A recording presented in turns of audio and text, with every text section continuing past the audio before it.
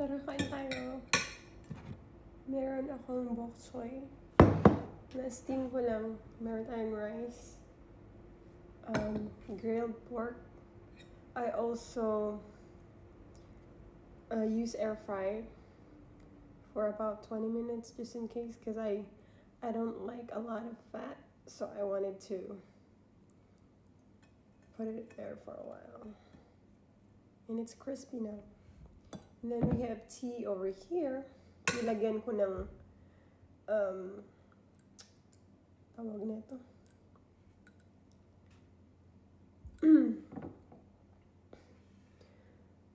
Yung ating green tea, nilagyan ko ng honey. Tapos, meron tayong sausawan. Nilagyan ko ng turmeric, kaya naging yellow.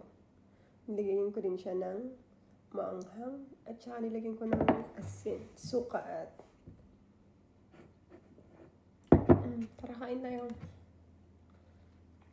Ni-steam ko lang siya, yung bok choy natin. Tapos, nilagyan ko ng soy sauce.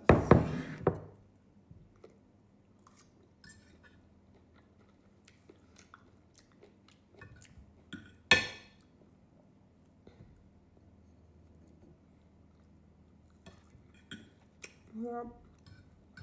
Ang init lang.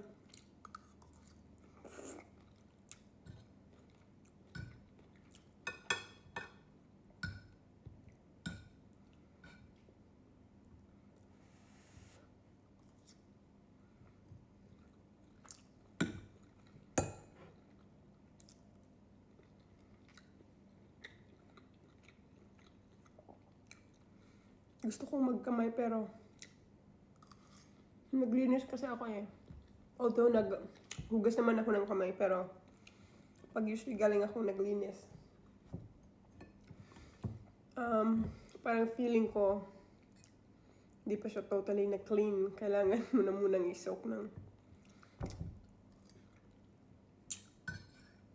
matagal na paglilinis. Kasi hindi ko naman naghugas lang ako ng kamay. Pero hindi ko siya malaki kasi malaki. Mahaba kasi yung hook ko. So, kailangan siyang i-brush. So, every time ako naglilinis talaga, I usually brush my nails. Every time din na uwi ako na galing work, ginagamitan ko siya ng brush kasi nga, di ba pag nagdidil ka, madumi ko yung mga chips.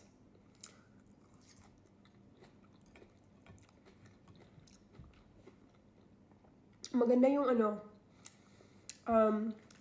baboy, yung giniling, or not giniling, yung pinagsasabi ko. Yung tawag na ito, Diyos ko, parang hindi gumagana yung utak ko ngayon. Gumising ako alauna, kasi tinawagan ako ng asawa ko. Kasi kanina naglinis ako, ang tagal kong naglinis, nagsimula ako gabi, 7 p.m. Tapos naglinis ako hanggang alas 12 ba yun? Tapos ngayon magpo-fold ako kasi katapos ko maglinis, nag-ano din ako ng malansya.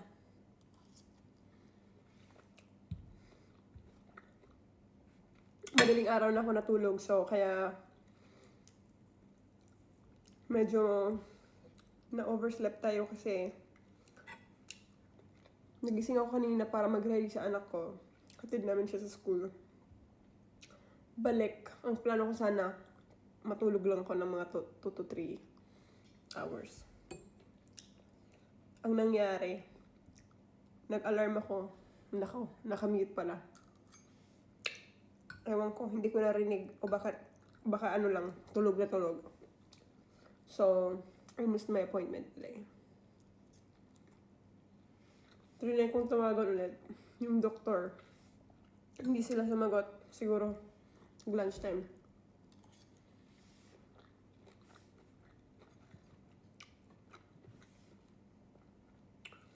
Yung na to, yung baboy na sinugwa. Binili ko to sa Asian store, luto na. Yung gumawa nito si Ate Daisy. Binibenta niya doon. So, pumunta ko doon. Ito. Nilalagay ko siya sa sa ref muna. Kasi hindi pa naman naubos. Kasi na ngayon Monday. Binili ko to nung Sabado. Tapos nilagay ko siya sa air fryer. Ang tagal kong mga siguro 20 minutes like I said earlier. Medyo malaki yan kanina. Lumiit na siya kasi natanggal na yung mga mantika niya. So, I actually like it now. Kasi, nung kumain ako ng Sabado, trinay ko yung ano niya, yung taba. Parang ako, ganun. Hindi ako mahilig sa taba. Gusto ko yung skin, pero crispy. Gusto ko yung meat lang niya. Walang taba. Pero dahil na-air fry ko na siya, ang sarap na niya. Sobrang sip-sip na. Ang daming mantika dun sa pinag-anuhan ko. Nilagyan.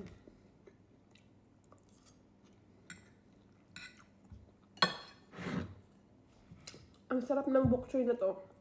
Kinakain din siya ng anak ko. Tsaka ng asawa ko. Doon to namin nabili sa Asian store. Kasi, pag sa Publix kami nabili, iba yung bok choy nila parang matanda na. Ito baby bok choy. Ni-steam ko lang siya ng 5 minutes. Tapos, tinatanggal ko. Tapos nilalagyan ko ng soy sauce.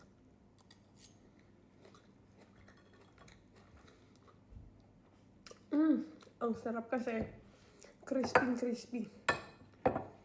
Para ng tawag sinugbang baboy.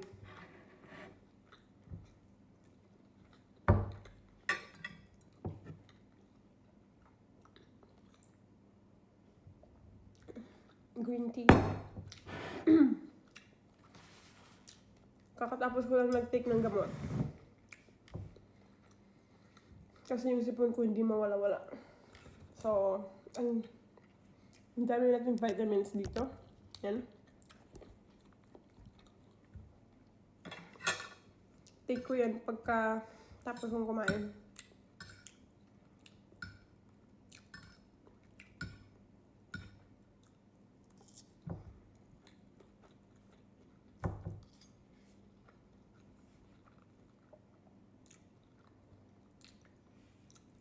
Sarap na.